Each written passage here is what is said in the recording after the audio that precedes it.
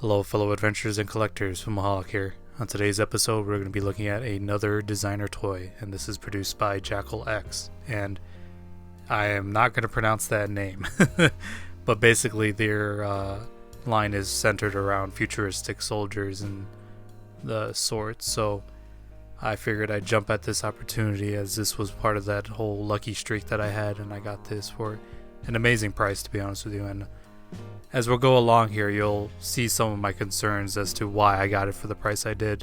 With that said, you can pretty much see here the Sergeant John Reese, which is the name of the character, along with, the legalese and what have you. It's a pretty simple box, but a big box nonetheless. So, included in the box was this fantastic stand. I really do like this. It has some great paintwork on it, but unfortunately, with a lot of the parts in this, there were some broken pieces, and again, I got this secondhand, so it's a combination of the age, whether or not the previous owner kept it well, but as you can see here are a bunch of the broken pieces that unfortunately came with it. Doesn't bother me too much, especially for the price that I paid, but at the same time, this was their first figure after all, so I kind of wonder if this was them working out the quirks. And again, as you can see here are the various weapons and other accessories that you get with the figure, but I sometimes wonder if this was a knockoff or a second run of the figure, because if you look at some of the promotional images, you can see that the straps and everything else seems kind of a higher quality. I understand with prototypes you can basically spend as much as you want and then scale back, but I don't know, it's food for thought, because again, it's got a weird quirk to it, but yeah, with that said, you can very much see that sci-fi futuristic look with the weaponry, and along with the the hands and the design of the helmet. So it's a very cool line. I don't remember how I got into this line or this got into my radar, but it was one of those things that I just happened across on Instagram. So very glad that I was able to get it, but at the same time a little disappointed by the quality of it, and the fact that I even have to question if it's a bootleg really does say a lot.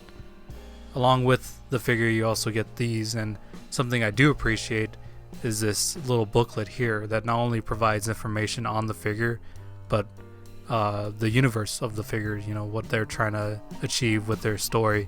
So this is something I wish other designer toys would take on. I understand it's the brown M&Ms in the grander scheme of things, but it's something that I enjoy or look forward to reading, and if for those that are curious about the world building behind it, they can look into that. So very neat stuff. Added extras, don't necessarily need it, but it's nice to have. And with that said, here's a look at the figure itself. Overall, I'd say if I had paid what their normal asking price was, I'd be very disappointed, just in the fact that a lot of the parts seem a little bit subpar in quality. And again, this was their first figure, so I kind of wonder if this was them just working out the quirks of designing a figure and kind of getting that together.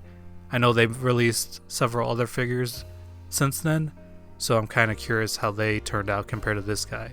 But again, the price that I paid, I could not beat it. To be honest with you, it was not even a fraction of what it goes for nowadays. So if I have to do a body swap here and there and change out some parts, that's perfectly fine with me. But again, it's another testament as to why I need to get a 3D printer myself, because a lot of this just ends up being the helmet and some of the accessories. So yeah, a very neat figure for sure. Just, again, I don't know, it boggles the mind whether or not this is a bootleg or second run or just the quirks of being the first figure, but I was really kind of taken back by the build quality of this.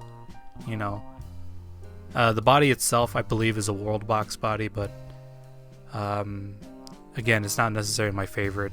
So in terms of the direction I'm going to take this, I'm probably just going to body swap it, because it just doesn't grant the level of posability I'd want in a figure like this.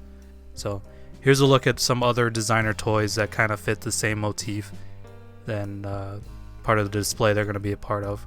So yeah, funnily enough, these two figures are I've been kit bashed by another customizer named Dogmal Snow, and I'll leave a link to him as well. He does a lot of kit bashing as well, so he's actually worked on these figures as well. So it's just interesting that I have them, all three of them now. But yeah, like I said, it's a cool design. It's just I can't get over the quality of some of the parts. It's the fabrics used, the straps don't seem up to par, and everything else just kind of, I don't know, it lets it down. You know, the design itself is very cool, but that can only take it so far. So my only hope is that the quirks kind of got worked out in the future releases, because otherwise I would not be interested in getting more of these figures. So with that said, I appreciate you guys checking this video out, and if you feel so inclined, please like, comment, and or subscribe. I very much appreciate it. I'll catch you all next time.